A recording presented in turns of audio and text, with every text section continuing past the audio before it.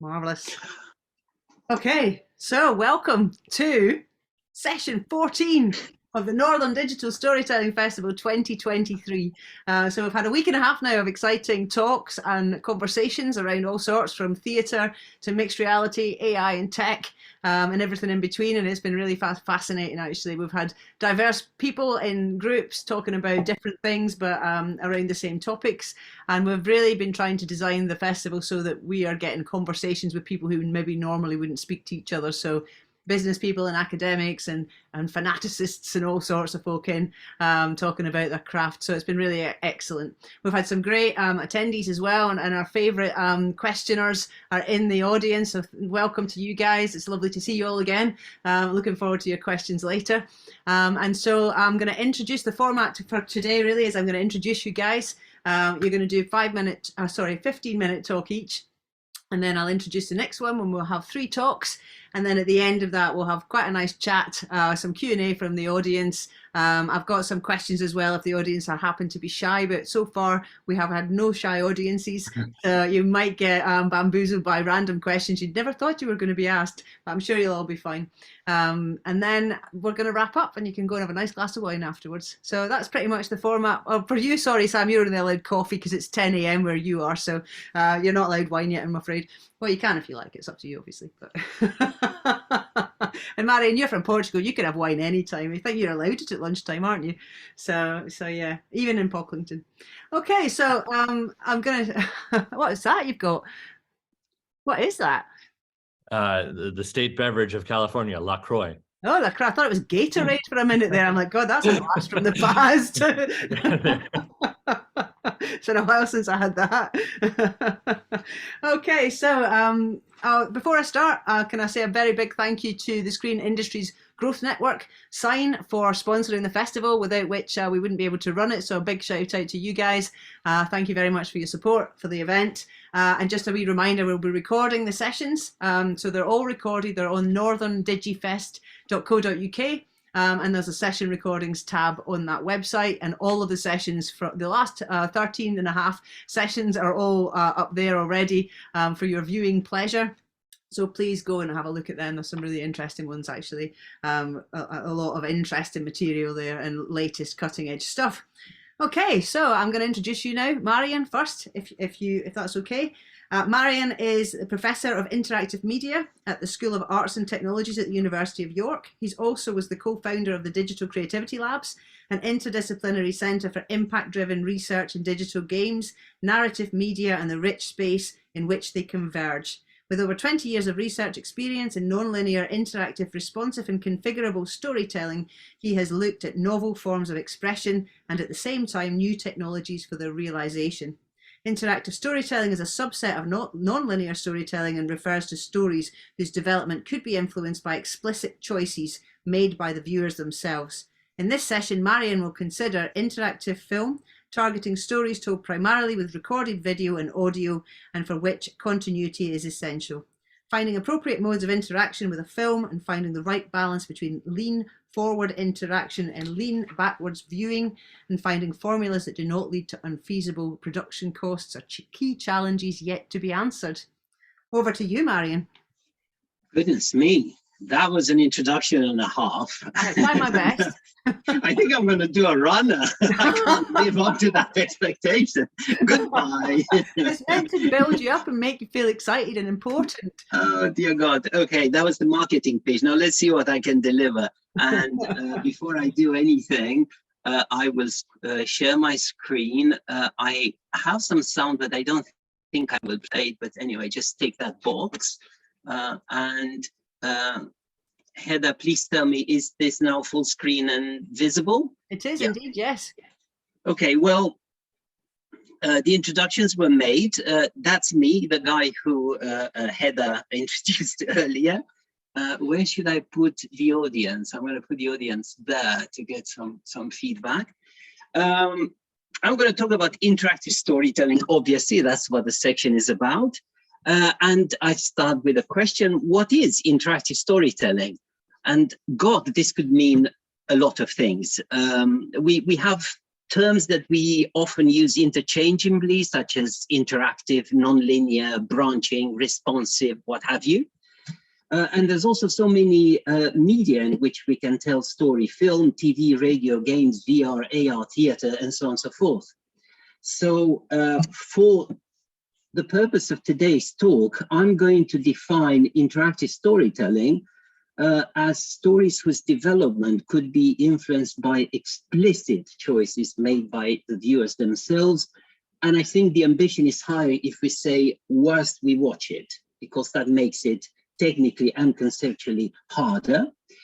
And the meaning of story I associate more with film-like experiences. So still kind of 2D, lean back, but with a bit of possibility of doing things into the story.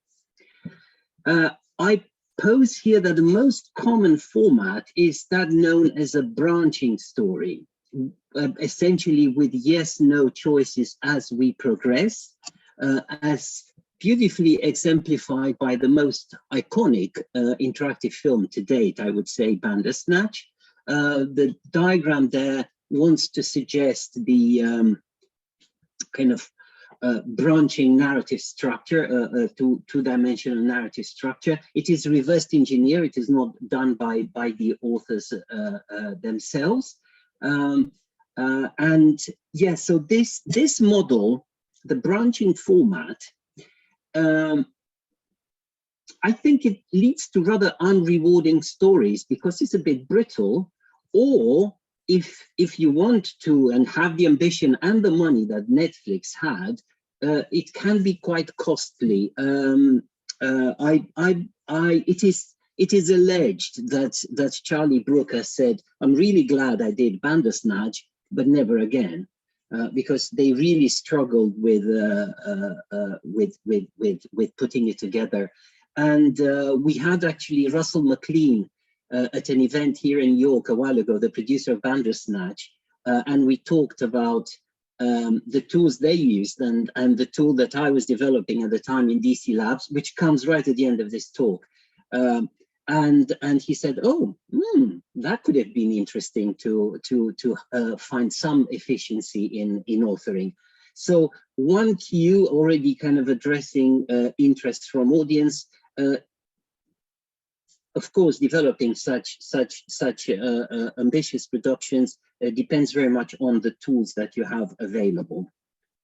So the branching format is costly to author if you want to do high quality production, and has a big drawback in that all the possible connections between all the media elements that make the story have to be explicitly illustrated and described. Why is it the prevalent way of describing stories? Well, I think because it is easy to imagine it. You can do it with post-it notes. It has been done, and colored threads of color threads, yes. Accessible without training, easy to visualize, and most of the authoring tool provided. That's what authoring tools do. Is there an alternative? Well, yes. We have developed an approach here in Digital Creativity Labs together with BBC, together with BT. It's a large team of researchers that currently is called object-based media, where we author story logic rather than connections between video clips. We have a model that we developed at the University of York, which is three-dimensional. This is nesting, and that offers a much more versatility in expression, far more expressive power.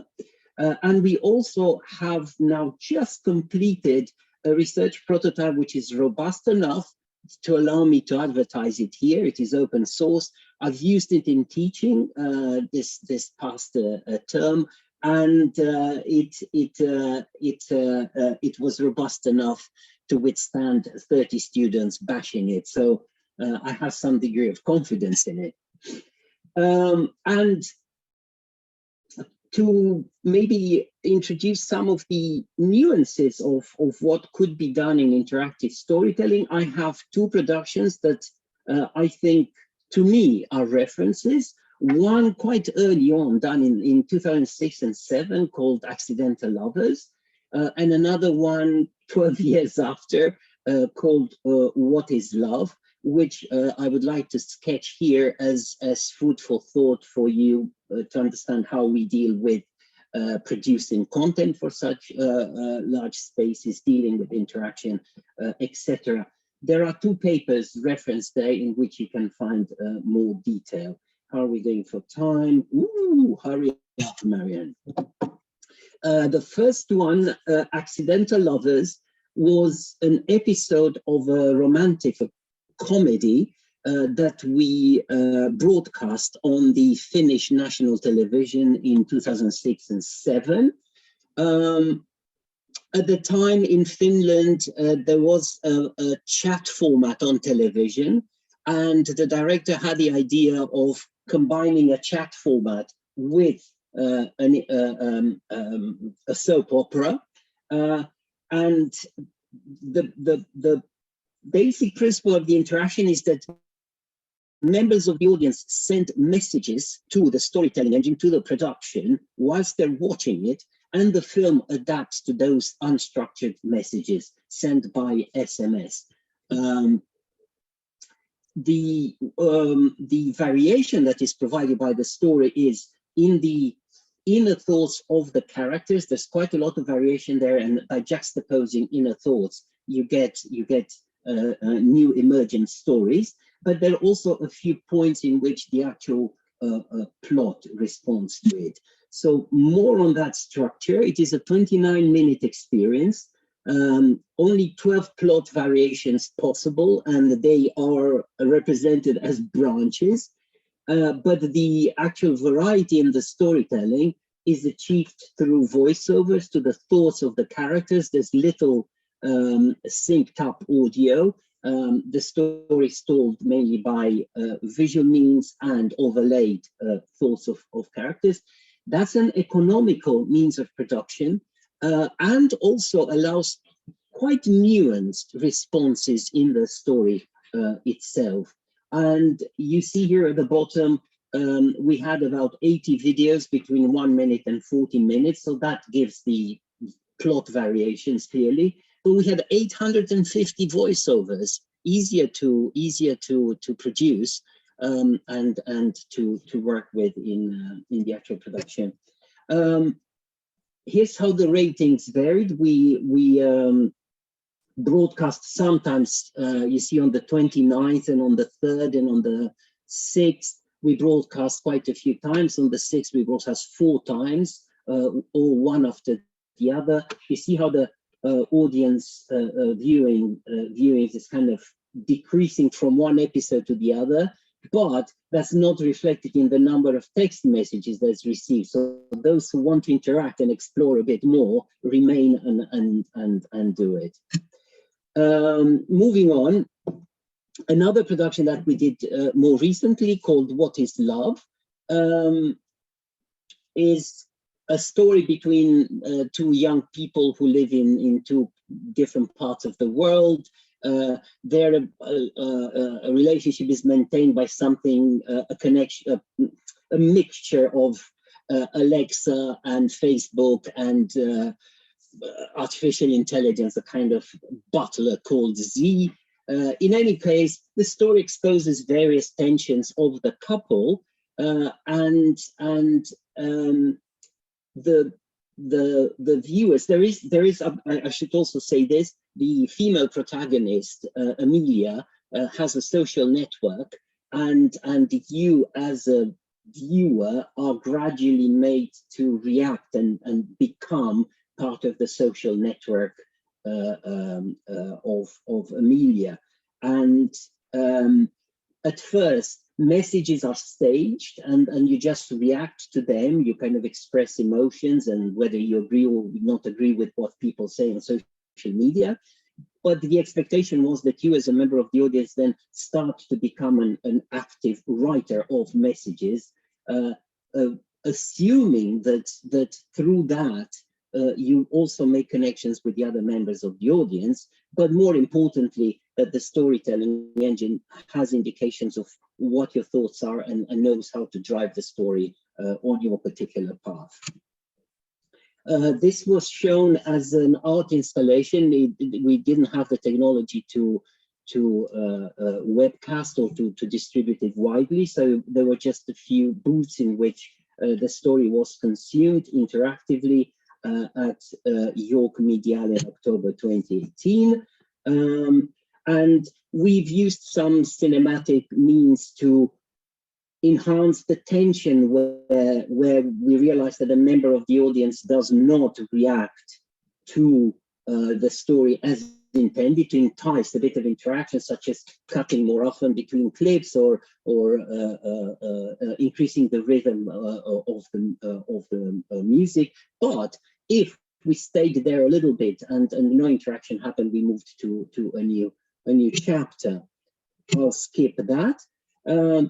These productions were made with tools that are akin to what I describe here as cutting room. And I don't know, I think I'm out of time. I have cutting room open on my machine. Maybe if the members of the audience today wish, I could give a quick, like 2-minute illustration of how we actually navigate through narrative structures. What you see is still a graph, but there's quite a lot behind that, and further down and further down and further down. So the essence to me in making a good interactive story is to have a versatile tool that allows you to be more effective in the way you express your thoughts, and also that allows you to quickly experiment. If you go through these cycles of talking to software developers and asking them to fix things for you, I think there's little chance of success. Maybe you want to take a picture of that. A cutting room is open source and accessible here. So I'm stopping here. Thank you very much for your attention. I don't know if we probably take questions at the end, Heather. That's right, yeah. Thank you for that, Marian. That was really great. And yeah, we're recording this session so people can pause that screen if they want to go onto GitHub and have a play, if that's okay. Marvelous, thank you very much. Really interesting. And I remember that installation in Mediale. I went and had a go myself. It was really interesting. And that was in, what was the name of the place again? It was a church, wasn't it? It was just off Stonegate, I think, wasn't it? St. Mary's Church. That's right, St. Mary's, that's yes, right. in Stonegate. Interesting. Very good. Now, Sam, Tim, who would like to go next? You go next? All right, no worries, Tim. I'll introduce you next. Okay, so Tim Powell is a freelance producer and creative consultant. As a producer, he creates award-winning experiences that combine immersive technology, live performance, and physical installations that delight audiences in venues, public spaces, at festivals, and online. In his consultant role, he helps organizations develop strategies for innovation and approaches to immersive storytelling. He presents and teaches his work internationally. Currently, Tim is a creative entrepreneur in residence at Reading University, and previously he acted as consultant producer at for the Gunpowder Plot, a feature-length immersive historical experience at the Tower of London that received rave reviews from the British media. Developed in partnership between Laird Reality and Historic Royal Palaces, the Gunpowder Plot transports audiences deep into 1605 London as active participants in Britain's most famous plot. The interactivity within which digital storytelling raises big challenges for traditional storytellers. This is art without the frame, film without the screen, and theatre without a stage, where audiences can find their own narratives and make their own meaning. In this session, Tim will look at ways to enable audience agency whilst still providing a rich narrative experience. Over to you, Tim. Great. There we are. It's good to be back. This is number 3 for me, so yeah. Hope that's not overstaying my welcome, but here we are. So, I don't need to talk about myself because I've been talked about far too much already. Thank you. But today I would like to talk about a project called The Lost Palace that I produced a few years ago as an interactive storytelling experience that was a kind of a physical site-specific visitor experience, and share some of the lessons we learned from that I think apply to interactive storytelling. So this was where we started. All lots of creative programs, all creative projects start with a problem.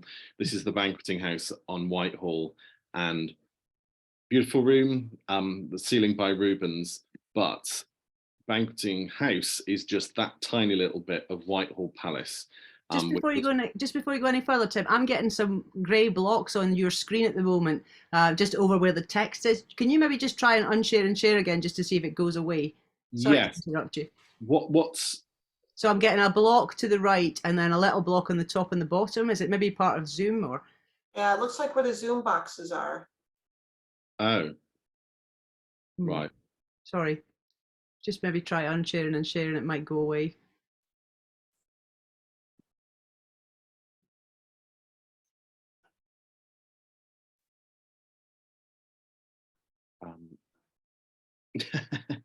Your blocks have gone, but I'm not here anymore. Listen, third time lucky. How about that? No worries.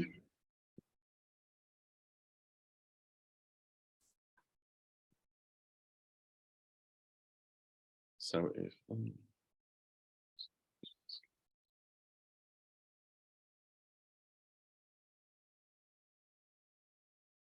I'm hoping much better. Yeah, perfect. There we are.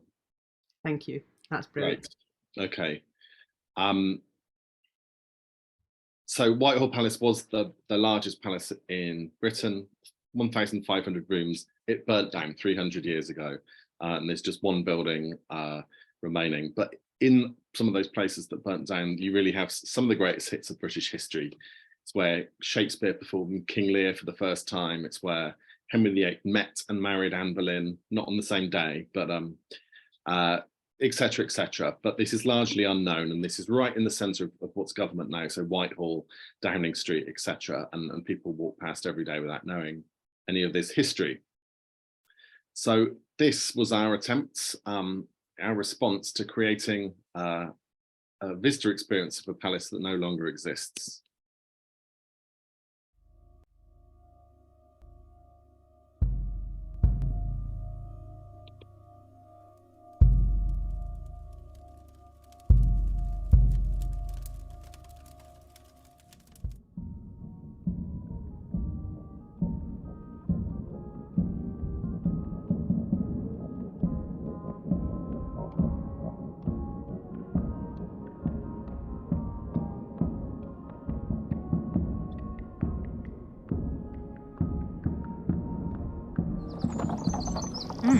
What is this debauchery that I hear tell of at the Cock-Inn for which you were indicted? No, between the dragon and his wrath! Sarah! Have you heard? The king is now besotted with Queen Catherine's... Both that you may marry and that I may join you together in marriage. Into a madman. Over here. And it was Her Majesty, Catherine of Braganza. Yes. Come on, Rochester. Break it. Come on, smash it.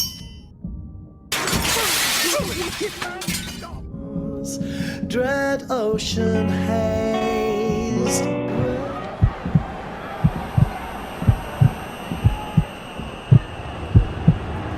Remember,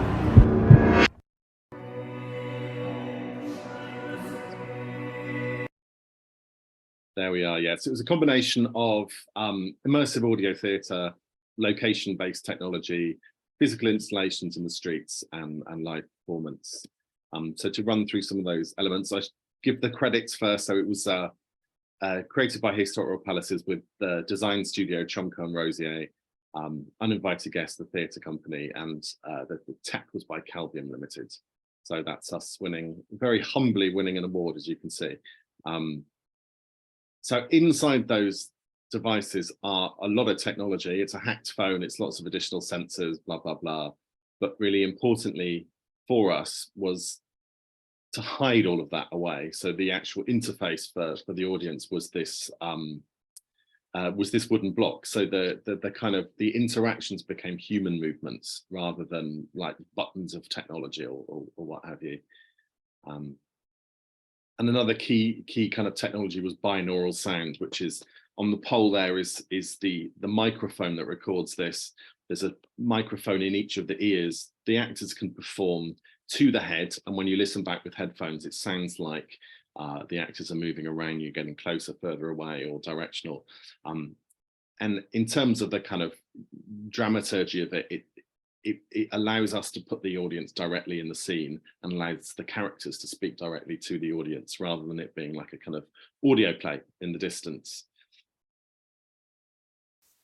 So we start in the undercroft of Banqueting House with a projection mapped model that really sets the scene and kind of locates them within this kind of lost palace, this missing, this missing kind of mess of buildings that was burnt down. And then we take them on a route around Whitehall. So from the Banqueting House around the Ministry of Defence, along Whitehall to Horse Guards Parade. It's a real kind of sort of landmarks of central London. You know, you can see Big Ben and the Houses of Parliament and Trafalgar Square at all times. And in terms of that narrative, actually, the route is organised not in chronological terms, but in terms of location. And that was something that really kind of possibly split the audience a little bit, because they were people used to chronology and heritage experiences, but that wouldn't have made sense for this show.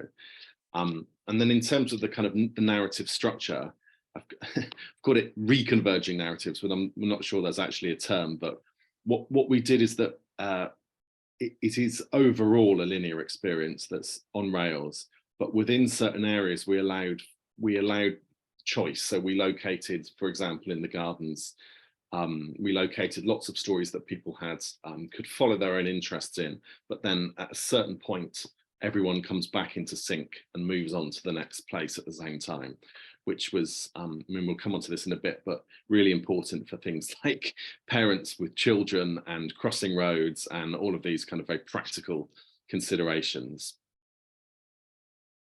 And around the route were these architectural installations, and they were inspired by the, the architecture of the palace that was around there. So this was the entrance to the Holbein Gates, where a lot of the scenes happened. And the idea is that they were all made of burnt wood. So the idea was that they were the kind of, they were the remains of the fire. And under those surfaces were literally thousands of NFC tags.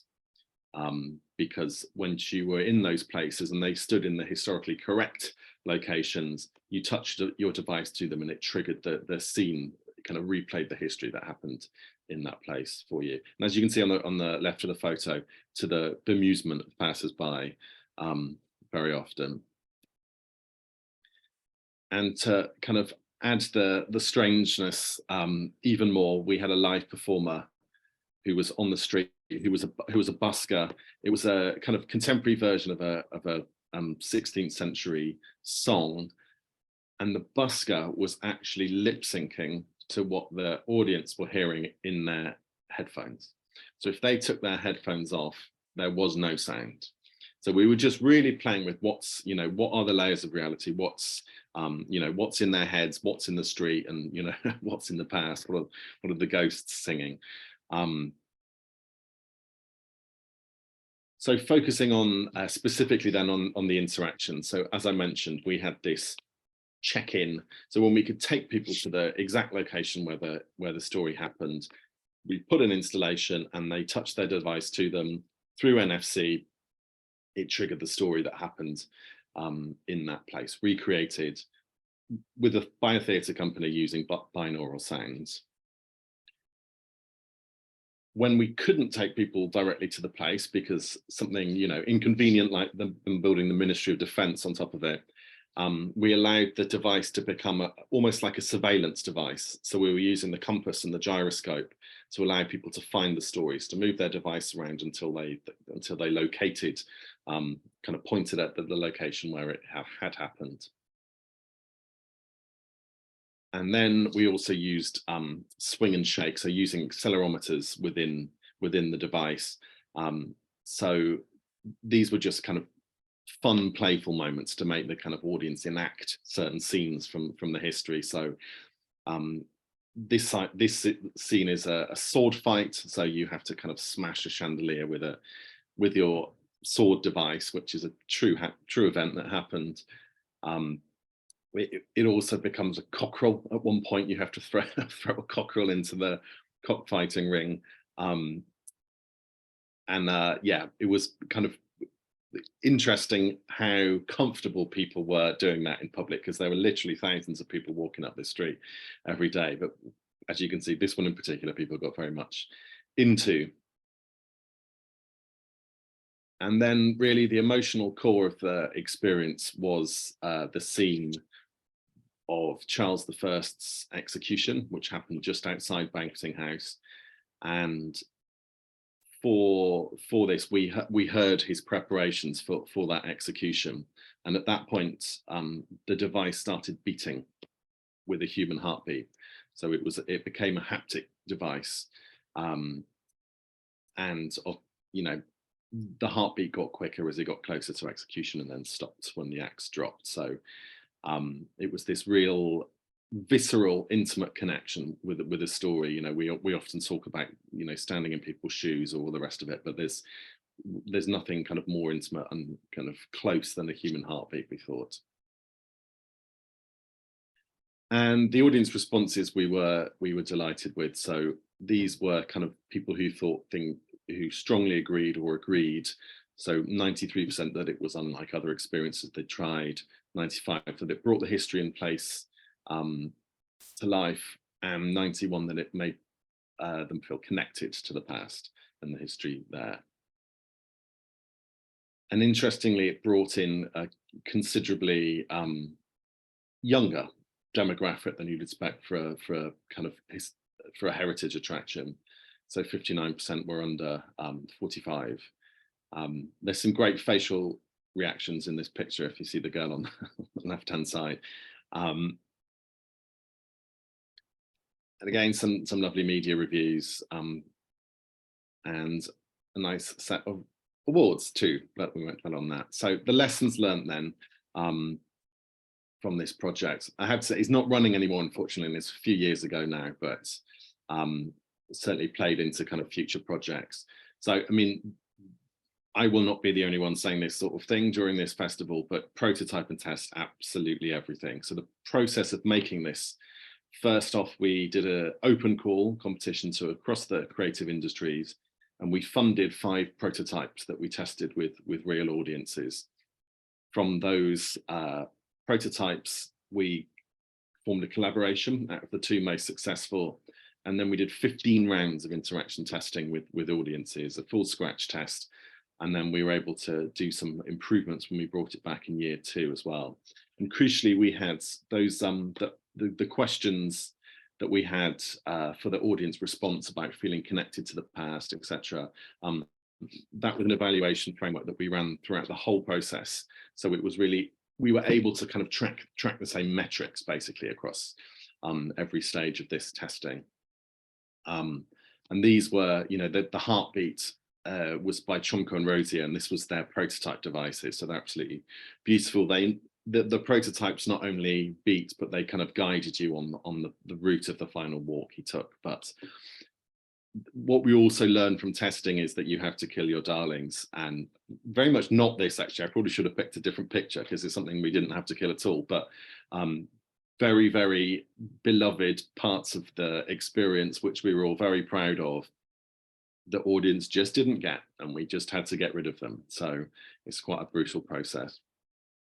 Work with your location, you will never ever defeat it. For us, it was a very busy central London location that we were never going to compete, particularly as we were doing this in 2016 and 17, and it often looked quite like this. So it was a place of protest. So you just have to be in the place and of the place, and you're never going to beat it. And believe it or not, there is actually a group doing the Lost Palace in the middle of this crowd. And they still went the entire way around. Understand the audience context. So as I mentioned previously, if you've got a family with kids, however compelling a narrative you give them, that it's not going to override them worrying about their kids near a busy road. You've got to take all of these things into account. The obscene poetry thing was we ran simultaneous adult and child versions. The adult version featured some of the poetry by Lord Rochester, who was the film The Libertine was based on, which was absolutely filthy. You just had parents going, my kids aren't hearing this, are they? We had to reassure them they very much weren't. So onboarding is the key, that how you set the scene right at the beginning for people. Audiences need to know the rules and they need to know their role within it in order to feel safe and to kind of give themselves to the experience and kind of be as involved as you want it to. So you can build in that time to learn those interactions and kind of give them rewards for having done so. Create action gaps, I think, is in traditional storytelling, you create kind of information gaps that make us curious and kind of grab our attention to kind of work out why people are doing certain things or why things have happened. With interactive storytelling, the kind of gift is that we can actually make them action gaps. So we can make the audience physically do something in order to move the narrative on in the same way. And don't overpromise agency, because as soon as people hit the edges, as soon as people can realize where the interaction stops, you've sort of lost their attention. You've broken that sense of disbelief. Whereas if you actually give them more interaction than they were expecting, then that really creates a sense of wonder. And keep your powder dry. The heartbeats we held back just for that final moment. So, if the temptation is that when you've developed a kind of interaction or a toy, you just want to use it all the time, but actually the effect is much better if you hold it back for when it really, really matches with the story. And then finally, just make it intuitively human. If these are human actions and human choices, then they're far more likely to create an emotional response. And that's, absolutely the choice we made with things like the heartbeat in The Lost Palace. So thank you very much. Amazing. I wish it was still going. I'd go and have a try. It sounds really fantastic. Amazing. So why did it get pulled? Did it just run out of funding, or? No, it was the building itself was used for lots of other purposes. So we could only, this required us to kind of take over the whole building essentially. So we were given the summer months block periods, but the rest of the time it's used as a wedding venue, and they have London Fashion Week cat shows in there and catwalk shows in there and things, which raise a lot more money than interactive art experiences. Maybe not quite as exciting though. Well, that was great. Thank you very much, Tim. I really enjoyed that. So thank you for that. And thanks for all your talks. Just you'll be a seasoned professional by the end of this week. So appreciate that. Okay, Sam, you're up next. Are you ready? I'm just going to do a wee intro if that's okay. So Sam Mateosian, designer, hacker, artist, and entrepreneur. Sam is co-founder of Yarn Corporation, the maker of Driftspace, a platform for creating and publishing VR stories combining video and interactive 3D content. I've actually tried it. I played with it with a whole group of people in a lab in the University of York. I actually had 20 folk playing with Driftspace in a day over in the library, which was great fun. So thanks for that. So Sam's mission is to empower more people and organizations, from big brands to non-profits, to share their stories using immersive media. Yarn Corporation has produced and published VR stories on a wide range of topics, including Maine, island and coastal communities, Somali refugees, kelp aquaculture, migrant farming, at-risk youth in India, VR marketing for Samsung devices and Walmart mobile services, and most recently, a VR music and arts experience that was selected for the Tribeca Film Festival's Best in Season. Formerly, Sam was co-founder and chief innovation officer for Big Room Studios, a creative technology company that provides digital product design, consulting, and software development services for web and mobile applications. Over to you, Sam. Awesome. Thank you so much. All right, let's see if we can fire this thing up and get that working right. Okay. Here we go. Sam's beaming in all the way from California today. Fantastic. Very exotic.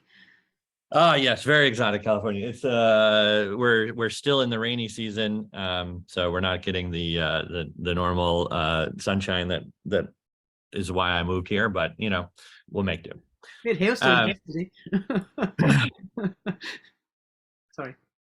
Yeah, no, and no worries. So yeah, I'm Sam Mateosian, CEO and co-founder of a company called Yarn Corporation.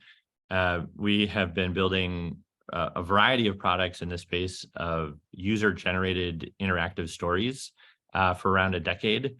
So I've had a little while to think about this problem of interactive stories and the things that are in the space, sort of between traditional, linear content like books and movies, and sort of non-linear content like video games. And so I wanted to show you one of the first products that we worked on in this space, which is where the company got its name, a product called Yarn, which was a web-based creative tool for interactive stories.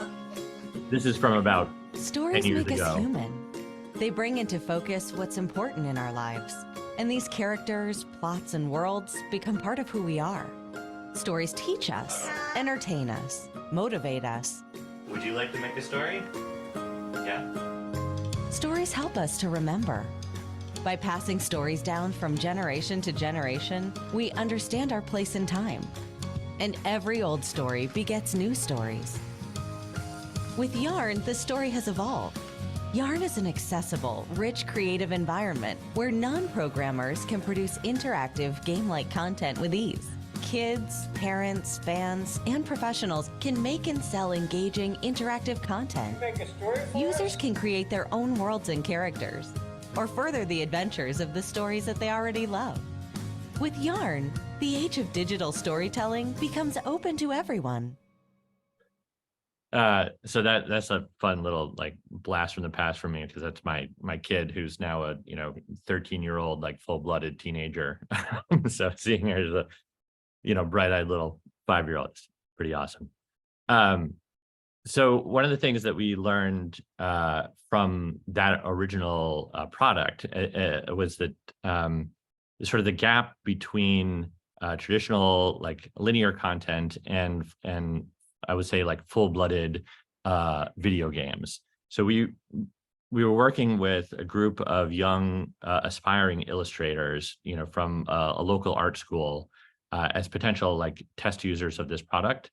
And we found that cohort kind of moved in those two different directions. So there was a group in that of those kids who were really drawn to traditional sort of print-based, more analog media like comic books and magazines and posters and zines, things that you could touch and hold and felt like they had full control of the creative content.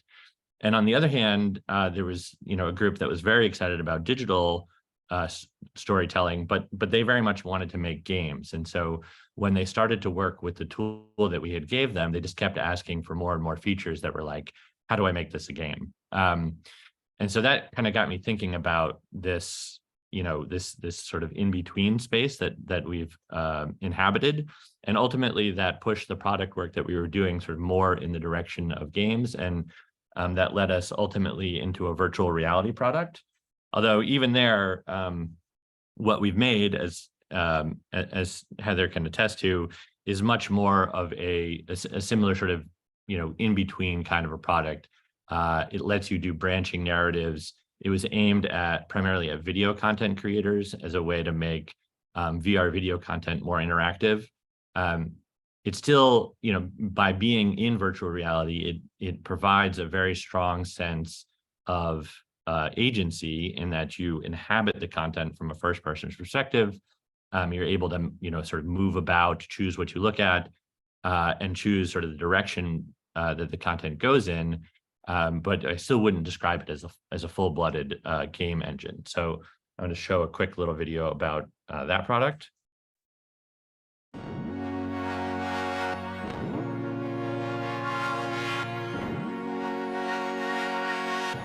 Driftspace is a platform for video content creators to produce interactive VR experiences. Our goal at Driftspace is to give creators the tools to tell more compelling stories.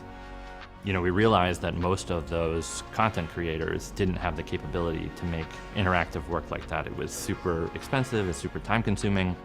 So we saw an opportunity there to make that process easier and simpler and faster for them. The way that we started thinking about it is, what if we did a VR product that was sort of like Squarespace? We've designed Driftspace to be the easiest way to publish virtual reality experiences combining video and interactive 3D rendered content.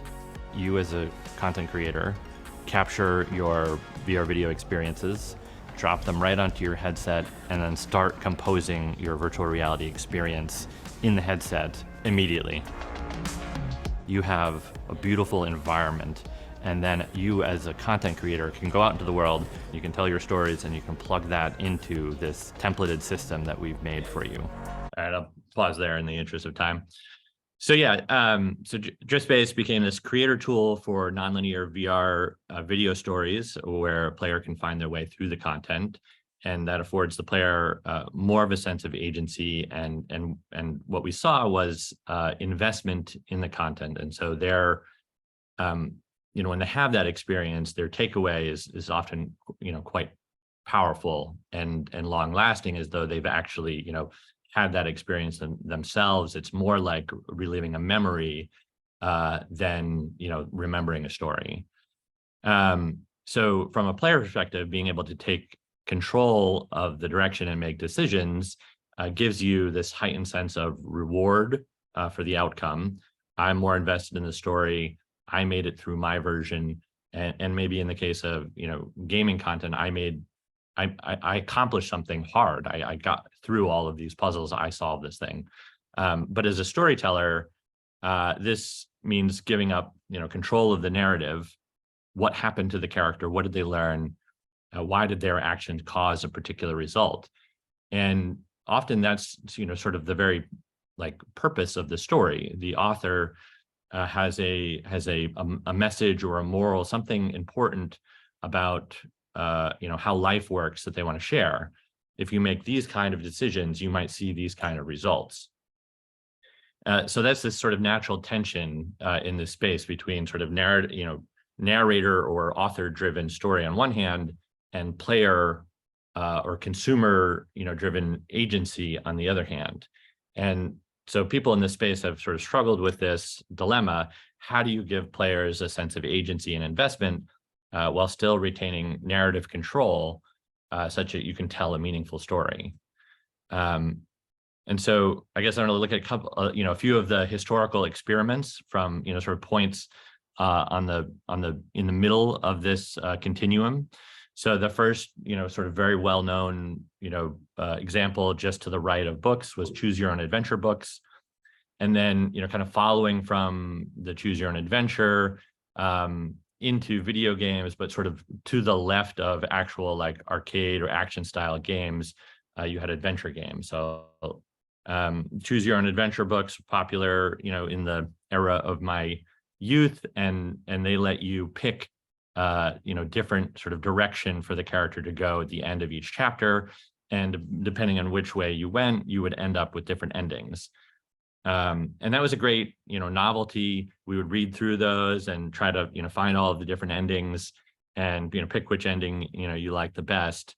But ultimately, I think that form is, not more popular than regular books. You don't see it any more, prevalent. It's far less prevalent.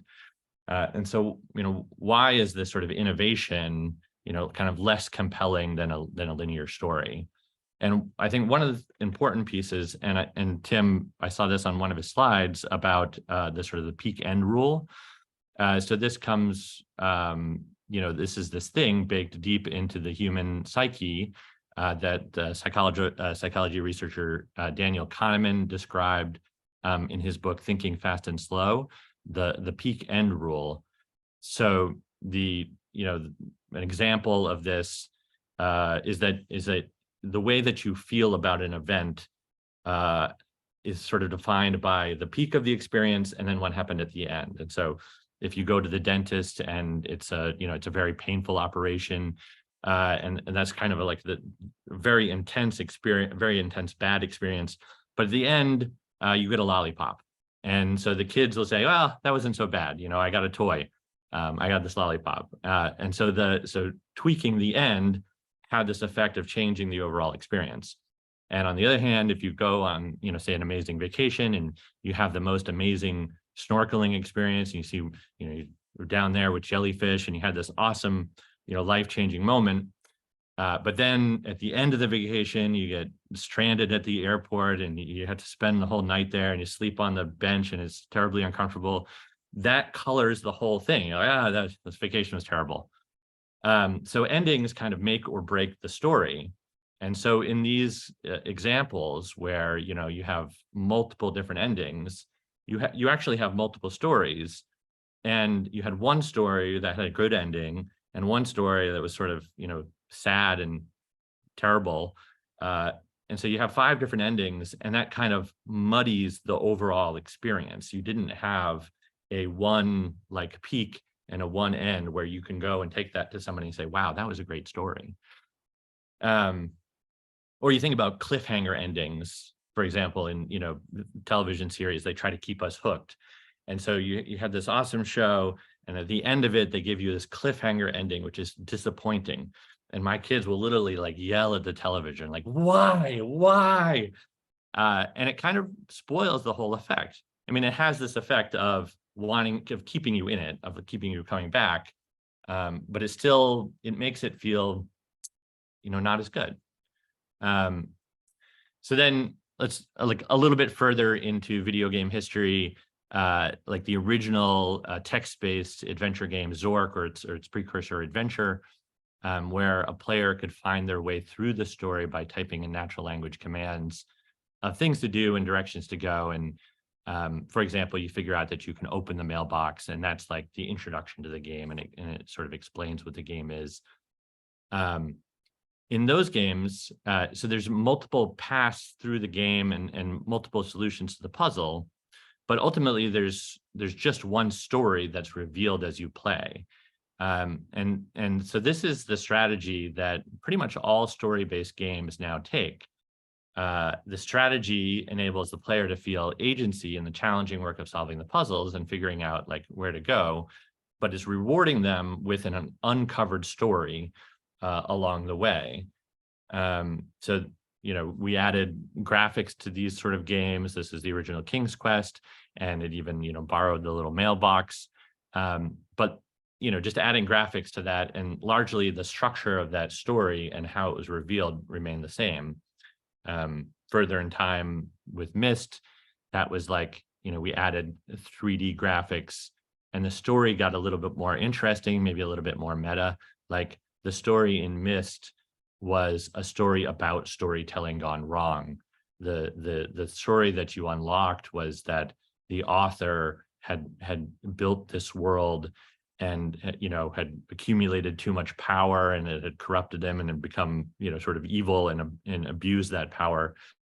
And it's sort of referencing us as creators of these worlds. But largely the structure was the same.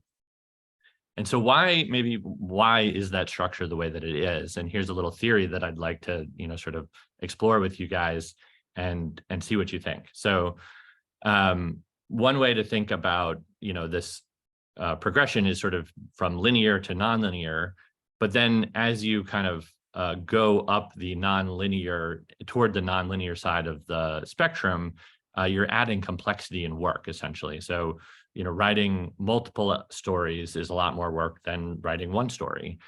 Building, a AAA game with 3D graphics and, motion capped animations, and, there's 100 artists on the project, and that's significantly more complex than, one person sitting down and writing a book. No offense to authors, obviously writing a book is hard.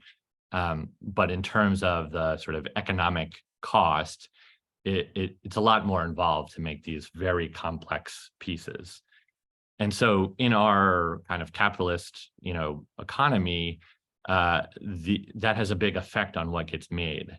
So you have both, the work that went in and then the reward that you get out. And you can think about the reward in two ways. On one part of the reward is for the consumer, for the player, like that sense of agency, and the awe that they got from, this sort of unexpected power that they had in the story, but also the financial reward from the project. And so you put in more work to make a, sort of multi-story choose your own adventure book, but you didn't necessarily get more financial reward out of it. And at the same time, so the player or the reader puts in a little bit more work because they're making decisions and flipping through rather than just like reading straight through. And so are they getting more reward from that experience or not? So if I sort of add a kind of return on investment layer to that thing, it starts, I think maybe it starts to look more like a curve where on the one hand, you have things that are sort of relatively simpler to produce and can have a reasonably high sort of return on that investment. Think about, I mean, this is maybe a bit of an outlier, but like, the Harry Potter series, right? Like the work in versus the reward out quite high. And on the other hand of the spectrum, AAA games, for example, where the work that goes in is incredibly high, but also the return can be, monument, very, very high as well.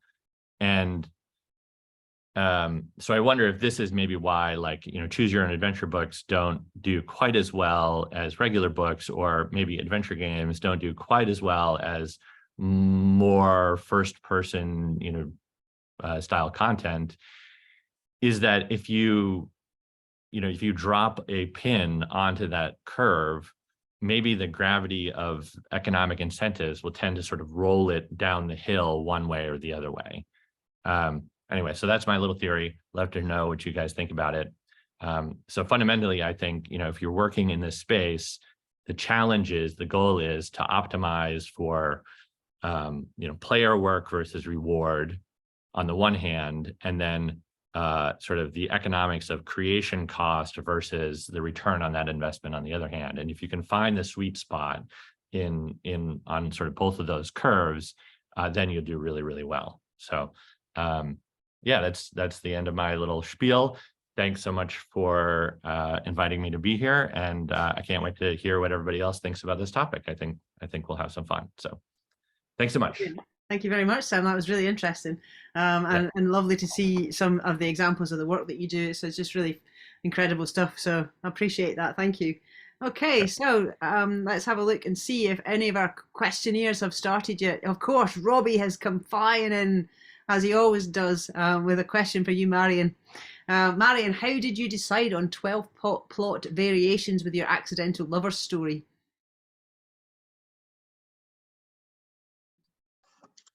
Hi, Robbie. So the 12 plot variations result from two key decision points, one that branches you out on 3 possible routes and one that branches you out on 4. So then there are 2 key decision making points kind of 10 minutes apart from each other. And it was just an emergence, so 12 just resulted. And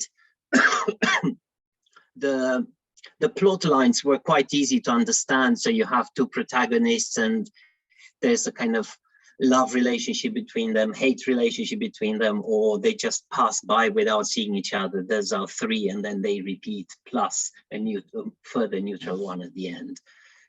So it was that level of simplicity, I'm afraid. That's all right, we will let you off.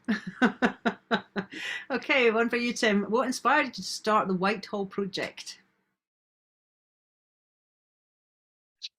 Well, actually, it was one of those nice things where a few different things had to kind of align to do it. So I mean, firstly, it's the kind of, you know, banqueting house itself is a limited visitor experience, you know. So the desire to make more of this, to kind of, yeah, create a more kind of viable visitor offer.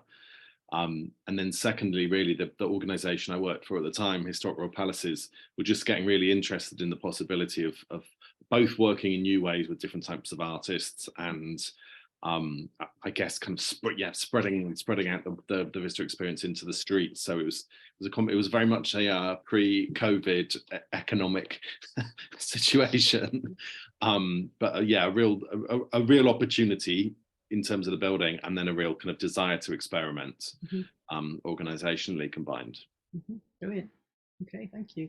And then one for you, Sam. What is the main restriction with Driftspace right now? If there is, are there any? Well, one of the big restrictions is that we don't have a full bore video streaming engine, and so to consume the content, you either have to have it down, so you have to download it and then wait for it to download, which is, nobody likes to wait for things, especially in the modern world. But traditionally, it's been used in exhibit spaces where the sort of the content is already loaded, and so that was like where the customers were pre-COVID, and now post-COVID, we're back in exhibit spaces. The other big limiting was on, you know, around 3D and interactivity and how much we could do there. And so it's still, I would say, fairly limited in terms of the amount of interactivity that you can add to it, which is why we want to keep pushing in that direction. And you know, ultimately what we were working on, or the vision that, you know, that we hope to achieve was something, you know, a lot more like a product like Roblox, for example, which is, you know, wildly popular as a game making engine, you know, for kids primarily, but really, you know, for anyone. Great. Okay, cool. How do you anticipate whether the audience will be happy with the choices they're presented with or the outcome their choices create?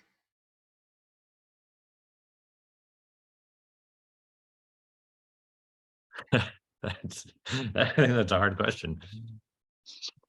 I mean, you know, we can take this all together, but I think, you know, you've got the dichotomy there between what the narrator is trying to accomplish and when they tell a story, ultimately, you know, often is the audience happy with that story, or is the impact of it what they were going for? And it's not necessarily about making them happy with their choice, right? What do you guys think? You got your hand up, Marian, or did you just twitch? No, I did. I wanted to follow the answer from Sam. It's very much in the art of the storyteller. When a good director makes a good film, they have an understanding of the audience that they target, and they work to that. It's in interactive storytelling, it isn't any different. It's just the space of possibilities is greater. But a good storyteller would build that experience and will have that. And as it is an interactive medium, we have user experience design as a set of methodologies in digital media, in interactive media, through which we extract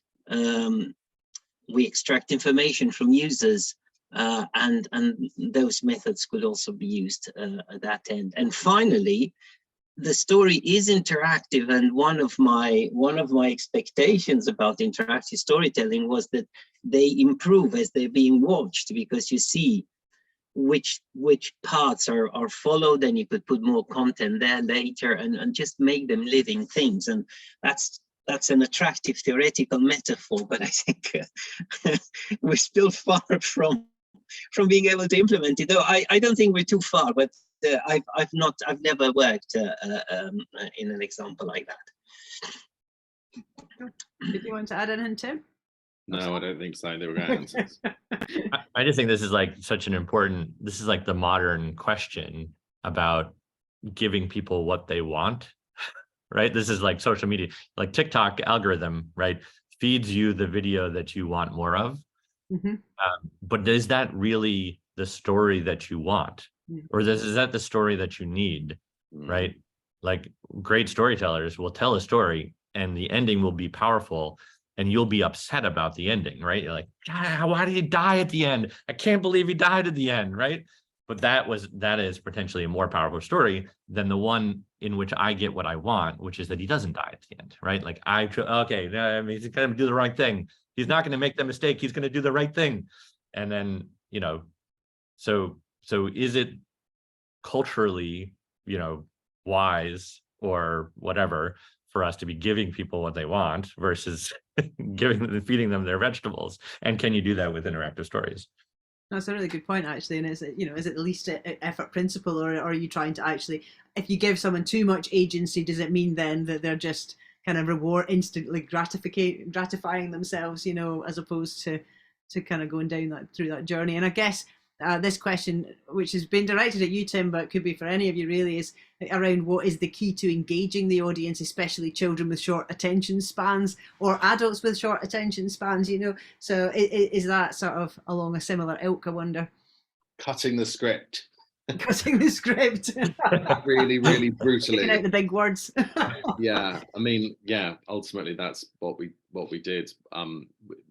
It was very, very short, episodic bits of content with that anyway. The other, just to go back to that previous question, it's something did come into my mind, which is about audiences.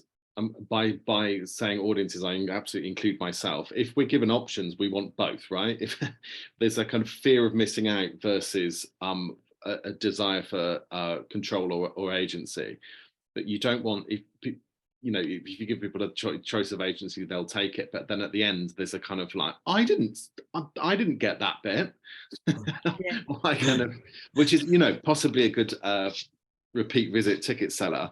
But it's actually, if you make the choice too explicit, it could kind of makes people quite anxious because they're not sure what they want, actually, if they want to be in control or they want to get all the content. Yeah, right. Well, we heard Bronnie from MakerBox, BBC MakerBox earlier in a session, and she said the same thing. People they want to know what all the endings are. So one person came back. It was that she said they experienced it 67 times just to try every single ending to see what they ended up being. Because I think it was an experience where you found your demon, and each time they did it, you found a different demon, and they didn't know how many demons there were. And this person was quite keen to discover how many existed in the universe. So, yeah. I've got a question here for Olivia, from Olivia. Can multiple endings or choices dilute the overall narrative? Is appeasing multiple people sacrificing the author's true intention? Likewise, if I have multiple endings I can choose from, which one matters the most? Yeah, this is my point. I think it does dilute the overall experience. Mm-hmm. That's the conclusion that I've come to. Yeah. Okay. Cool. I don't think multiple endings are a bad thing,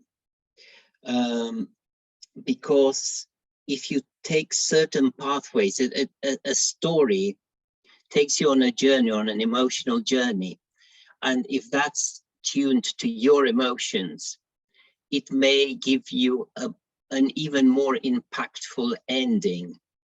And by having an interactive space rather than a set of stories, is that it allows you to jump and go up and down and things you can't do with linear ones. So I think careful authoring and good storytelling sometimes needs a few endings just to properly complete a journey in a narrative space. And I don't think that by default that is bad. I think perhaps as presented by Sam with Choose Your Own Adventure books, yes, because the book is not an interactive medium, and I take that. But when you have machines that can understand what you're doing and can respond more granularly and more minutely, I'm a supporter of, and not always. Maybe a story doesn't always require many endings, an interactive story. Sometimes it does. Mm-hmm. And I have an example in What is Love, where I wanted the member of the audience to take some decisions and the decisions that they took were spoken back right at the end and say, look, you did that in social networking just now. I challenge you by breaking the fourth wall. So the ending, like almost every member of the audience had a different ending reflecting their choices. And I think that's working. So I can speak in favor as well. I think you're right about that. I think that's the possibility, is that you can get a story to the individual, and I think you can have them have a more powerful response because they made the choice. And if you can reflect what their choice means, then that can be a powerful lesson. I'm thinking of there's the game that was described in the book Tomorrow and Tomorrow and Tomorrow. I don't know, is anybody familiar with that?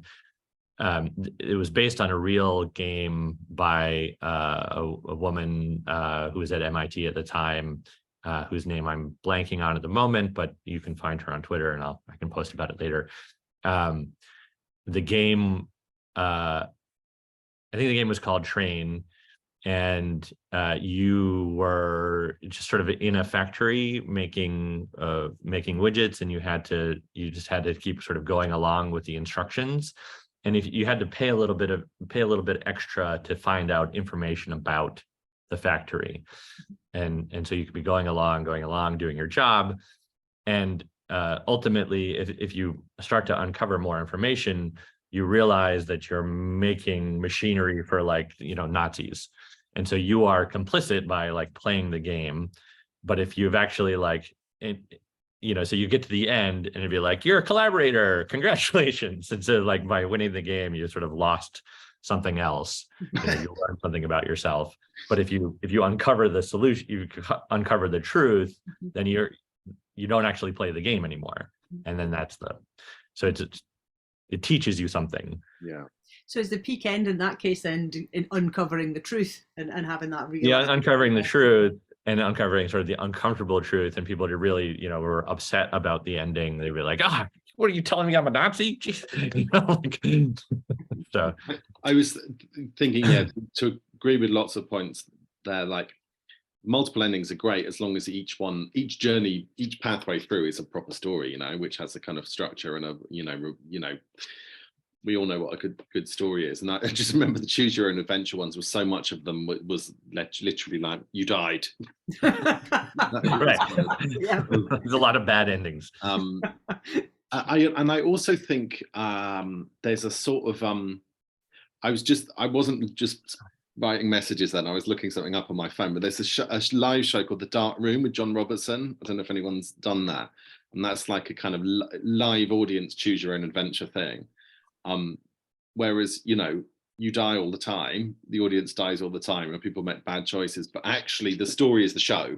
So there's like a meta story on top of the, and there's some, and I think in a way the Lost Palace was the same, whereas there's lots of tiny little stories, but the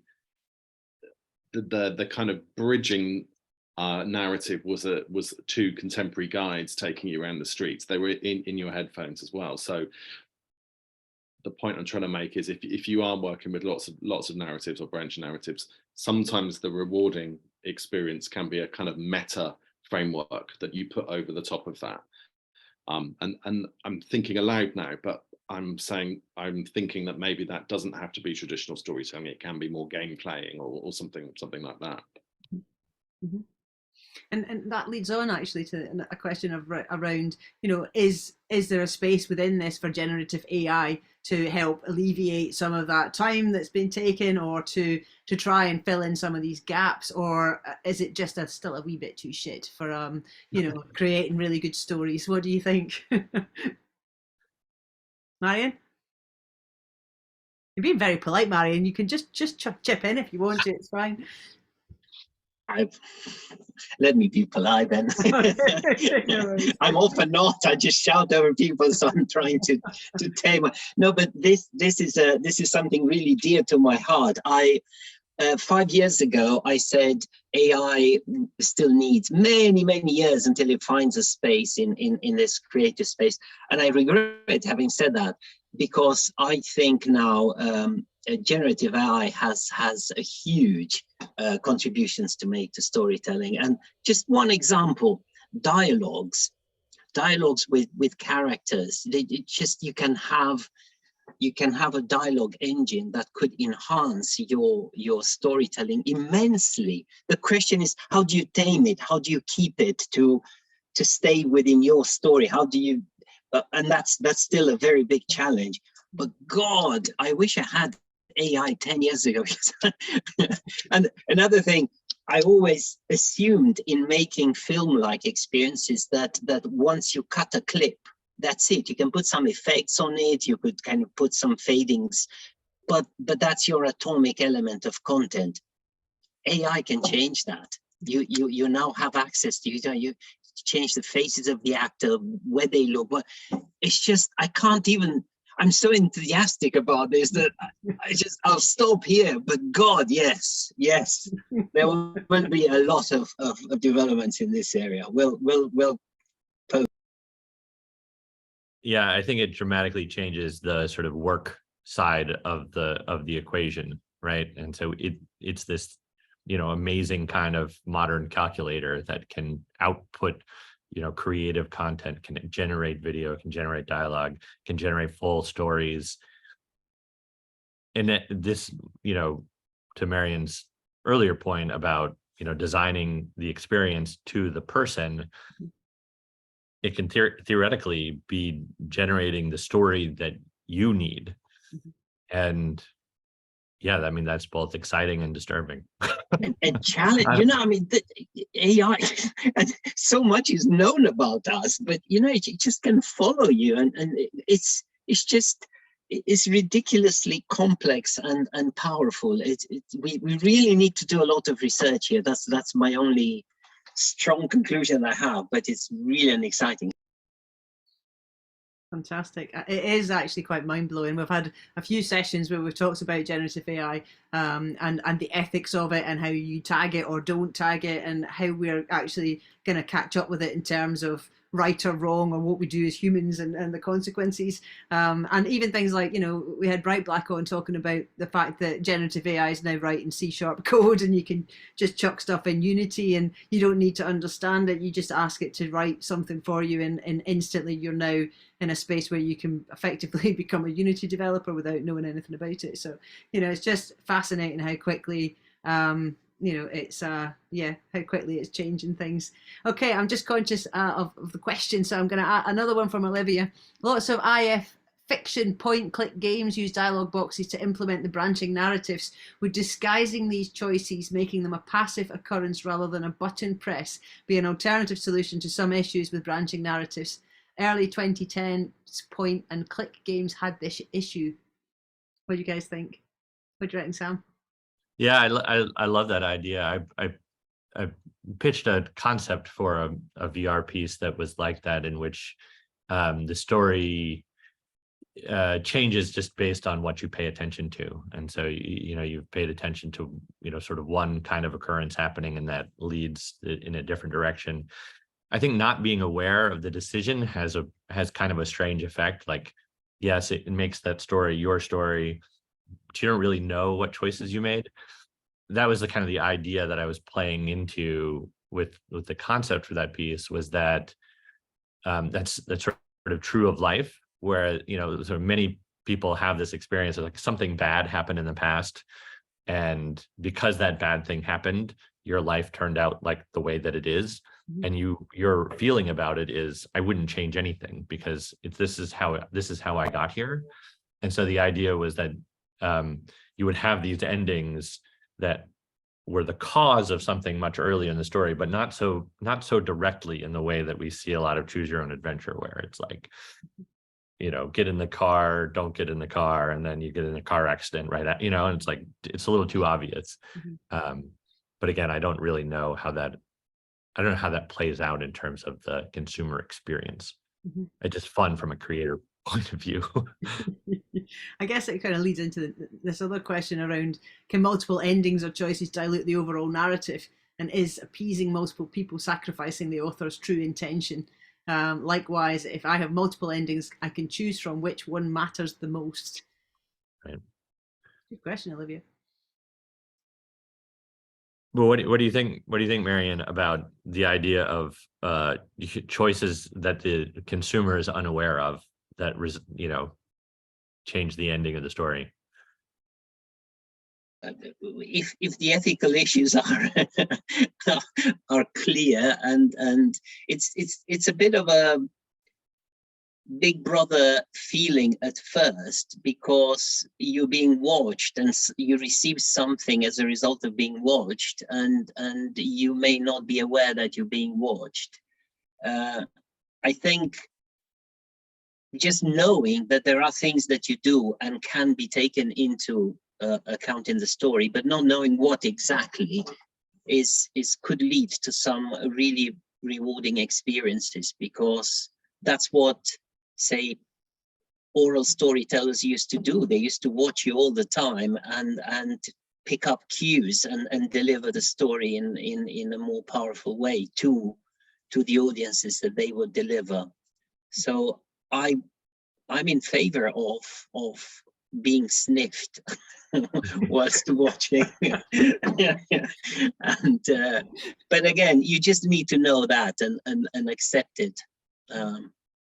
It's a slightly different point, but we had lots of, well, in all projects I've worked on, a common conversation is, if you're creating a kind of interaction, whether you make it explicit or implicit, so whether the audience actually knows that they caused that thing to happen, which is, it's a wow moment for that, but actually the cumulative effect can often be much more powerful if it just happens to them. Mm-hmm. Like if they're not aware that they press the button, so to speak. Mm-hmm. But I think there's probably a place for both of the things, but it takes you have to be quite brave in not making people aware of things that you spent a lot of money developing sometimes. But the overall cumulative effect will be that they had a more kind of profound experience. Mm-hmm. What do you think, Sam? Well, I guess there's the cost piece, obviously, of so you've built all of this extra content in that the user is not aware that it exists, and so they're getting one story and you've made 12. Mm-hmm. And so you have this problem of the like the Bandersnatch problem. I think the reason that they're not going to do it again is because the cost versus reward just doesn't work out. Mm-hmm. You have to make the reward work out. And so I think maybe that comes in the meta, like, this is what's interesting about this piece, but is that a form that we use like all the time for lots and lots of stories? I don't know. No, I think, as you say, I think, of course, there's the space for linear story, the linear film is always there. That there may be stories, experiences that are better conveyed through interaction. And I think our set of meaningful examples is small, because I think, again, the concept is easy to understand, but until you have the technology that allows you to experiment, build some grammars, storytelling grammars in this space, we're still very naive in our understanding. So, I think, like, people spend on visual effects. You can make great films without a lot of visual effects, and you can have great films with tens of millions of visual effects, and both work. If it works for that story, filmmakers will invest. As you say, Sam, if the return is there, if I get millions of people, if 100 million people watch one thread in a film that's the cost of 12, maybe it's still enough financially. It's interesting. There's a bit of a conversation going on at the bottom of the questions around this. Does a meta story always enhance the experience? Robbie's asking, and Olivia's says, I will chime in to perhaps add how on the nose the meta is. If it's being overly obvious, I think it can dehance, but stories with meta elements can be really interesting and can serve to deconstruct the tropes they might be representing. And she's saying, she jumped in on that question, but it's a big issue and sounds a bit like a humanities project. Is one of your students, Marian, by any chance? I think it is. I recognized Olivia If it's Olivia that I think I know, then yes. I don't know the surname, but I know a very good student called Olivia. So yeah, does a Yeah, meta I think- always I think enhance that's the experience? I mean, I think that's a big thing in fandoms. You know, a really good story, you know, or a long running series that has a very interesting sort of, you know, conceptual layer to it, and that, you know, true fans have spent a lot of time breaking that down and getting into it and understanding it at the deeper level. That I think that builds fandom. That's a richer experience, a story that has more than one level. Yeah, if it's not good, if it's like the meta level is like bullshit or not interesting, then yeah, then it goes the other direction. But yeah, if you do a good job with it, then yes. Heather, it is Olivia. I just saw the hello, Olivia. I'm sorry I can't see you. And I'm sorry everybody else for the diversion, but it's good to meet Olivia. Brilliant. Now, one more question before we run out of time. So this one's for you, Tim. If you could change or redo the Whitehall project now, what would you change, if anything? Yeah. Well, I would. We finished installing the street installations at 4 a.m. before an 8 a.m. press launch. So I'd change that project management element of it. But what I wouldn't change actually is that at the start we had assumed, and I think lots of people assumed, that it would be a visual reconstruction would be the kind of core of the project. And actually, when we committed to this process of running an open call and then kind of, you know, commissioning from that, it turned into a, you know, predominantly sound and multi-sensory project. And I'm really proud of that. And I think it was much richer than we could have, you know, we didn't have Hollywood budgets for reconstructions, and it would have been a very kind of limited show, you know, showing, well, telling, not showing, but visually that doesn't really make sense. But so I would, one thing I wouldn't change is the fact that we were asking the visuals, we were asking the audience to make the visuals in their own minds rather than providing them for them. So employing their own imaginations. Yeah. Brilliant. And one more quick question, because we've got 2 minutes left. Sam, will the investment curve change as audience expectations grow?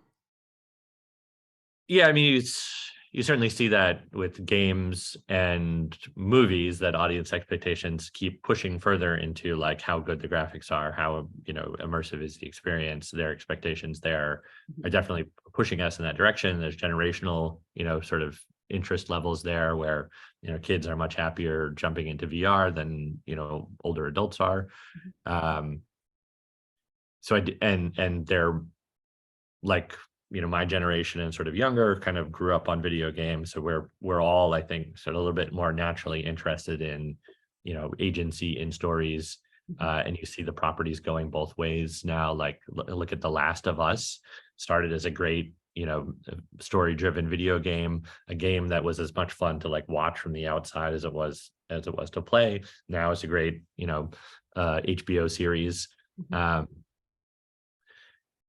So yeah, I think definitely the AI piece will change the work input. And I think us as a sort of industry are getting cleverer about the sort of financial production side of it. So using audio, you know, I think everybody talked about audio. I think I'm really bullish on the use of audio in these sort of interactive stories. How powerful is podcasting, and the production value there is significantly lower than video. So I think all those things combined, I think there's more and more of these experiences. We keep walking into immersive, you know, exhibit spaces and interactive story spaces, and so I think the audience sort of demand will increase. Brilliant. Thank you very much. And we've run out of time. Look at that, guys. See, I'm running a tight ship. I'm only going to be a minute over, but I want to say a really big thank you to you guys. That was a really super interesting session. Some fantastic stuff going on. Keep doing what you're doing, Sam. It's amazing. Keep doing what you're doing, Tim. It's amazing, you know, and I really can't wait to see some of this stuff. And Marian, keep teaching these kids, these really clever children or young adults now that are asking really amazing questions in the panel discussions. And I know Olivia and Robbie both are doing great guns at the University of York. work. So, but thank you guys for your time, your expertise, your wisdom, for having such a great conversation with us, and with everyone else. And this will now be up there on the website forevermore for people to come and learn from. So I really appreciate that. So just before we go, a big thank you to our sponsor Sign, the Screen Industries Growth Network, for sponsoring the event. Olivia and Robbie both say thank you very much as well to you guys. So yeah, without which we couldn't run this thing, you know, without the audience, without you guys, without our sponsors. So a big massive thank you to everyone, really. So tomorrow we're back in again at 12 with virtual production and its place in digital storytelling. So we're joined by Robin from Production Park and Tom Sefton from Powell Studio, who are going to be talking around some of the projects that they're working on in VP, and giving us a bit of a rundown of that process and how things are changing and moving in the virtual production space. So if you get a chance, come and join us for session 15.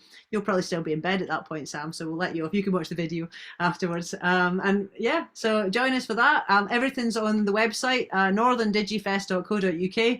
Go check it out. There's going to be zillions of sessions on there. There's some really, really interesting stuff. For you guys specifically, go check out session 10, because it will be right up your street, and talks about this kind of thing from a different angle, and I think, you know, you'd really appreciate that. So thank you. I'm going to go away now and stop rabbiting.